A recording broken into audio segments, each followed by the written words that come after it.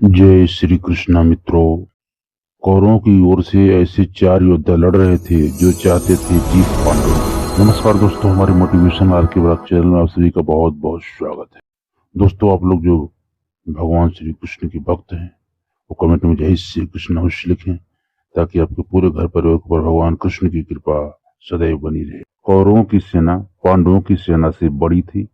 कौरवों की सेना में एक से बढ़कर एक महारथी थे। हर तरह से कौरवों की सेना सक्षम थी। कौरवों की जीत पक्की थी, लेकिन वे जीत नहीं सके क्योंकि इसके 3 कारण थे। उनके पास श्री कृष्ण नहीं थे। दूसरा कारण, उन्होंने अभिमन्यु का वध करके घोर गलती की थी। और तीसरा महत्वपूर्ण कारण, कुछ योद्धा कौरवों की ओर से युद्ध करने के बावजूद भी पांडवों की जीत की कामना करते थे। आइए दोस्तों, जानते हैं इसी 3 कारणों के बारे में। आप लोग अंत तक जरूर बने रहे। पहला थे भीष्म पितामह। भीष्म पितामह चाहते थे कि धर्म की जीत हो, इसके बावजूद वो अपनी पूरी ताकत के साथ लड़ रहे थे। उन्हें इच्छा मृत्यु का वरदान था। उन्होंने युद्ध में कोहराम मचा रखा था। तब श्री कृष्ण ने अर्जुन से कहा था कि पितामह से ही पूछो कि उनकी मृत्यु का राज क्या है। तब पितामह ने अपनी मृत्यु का राज बताया कि किन्नर स्त्री के साथ युद्ध नहीं कर सकते हो और उन पर बाण नहीं चला सकते। बस इसकी कारण उन्हें सरसैये पर लेटना पड़ा, क्योंकि तब अर्जुन ने अपने आगे अंबा नामक के किन्नर को लगाकर पीछे से भीष्म पितामह पर तीरों की बरसात कर दी। दूसरा है दोस्तों मामा शल्य। महाभारत में शल्य तो पांडवों के मामा थे, लेकिन उन्होंने कौरवों की ओर से लड़ाई लड़ते हुए पांडवों को ही फायदा पहुंचाया।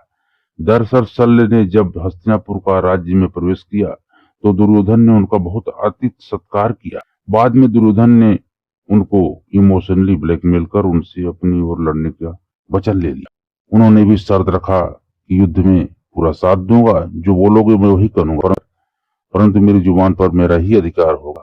दुर्योधन की इस शर्त में कोई खास बात नजर नहीं आई। शल्य बहुत बड़े रथी थे। उन्होंने कर्ण का सारथी बनना कबूल किया। वे अपनी जुबान से कर्ण को हतोत्साहित करते रहते थे। यही नहीं, प्रतिदिन के युद्ध समाप्ति के बाद वे जब शिविर में होते थे तब भी कौरवों को हतोत्साहित करने का कार्य करते रहते थे। तीसरा है दोस्तों द्रोणाचार्य। गुरु द्रोणाचार्य पांडवों के साथ साथ कौरवों के भी गुरु थे। उन्होंने सभी को शिक्षा दी। अर्जुन को विश्व सर्वश्रेष्ठ धनुर्धर बनाने के वे वचन दिए थे। हस्तिनापुर के राजगुरु थे, इसलिए उनका उत्तरदायित्व हस्तिनापुर के राजा और राजकुमार की ओर से युद्ध करने का था। वे धर्म अधर्म जानते थे, इसीलिए उनके मन में भी पांडवों की जीत की कामना थी। चौथा है दोस्तों कृपाचार्य। हस्तिनापुर के कौरवों के कुलगुरु गुरु द्रोणाचार्य के पुत्र अश्वत्थामा के मामा कृपाचार्य महाभारत युद्ध में कृपाचार्य कौरवों की ओर से सक्रिय थे। महाभारत युद्ध की कृपाचार्य गुरु द्रोणाचार्य और भीष्म पितामह की जोड़ी थी।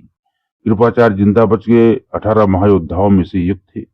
भीष्म और द्रोण के बाद उन्हें ही सेनापति बनाया गया था। वे भी यही चाहते थे कि युद्ध पांडव ही जीते, क्योंकि वे सत्य के मार्ग पर थे। युद्ध में कर्ण के वधोपरांत उन्होंने दुर्योधन को बहुत समझाया कि पांडवों से संधि कर लेनी चाहिए, किंतु दुर्योधन ने अपने किए हुए अन्यायों को याद कर रहा था कि पांडव इन बातों को नहीं भूल सकते और न मुझे क्षमा करेंगे। युद्ध में मारे जाने के सिवा कोई भी चारा नहीं है। तो दोस्तों, ये ऐसे 4 लोग थे तो दुर्योधन की तरफ से, परंतु कामना हमेशा पांडवों की ही करते रहे। मुझे आशा है वीडियो को अच्छा लगा होगा। इस वीडियो अच्छा लगा दोस्तों तो लाइक कर देना। चैनल में है, चैनल को सब्सक्राइब करके बेल आइकन को जरूर प्रेस करें। मिलते हैं दोस्तों अगले वीडियो में। जय श्री कृष्ण।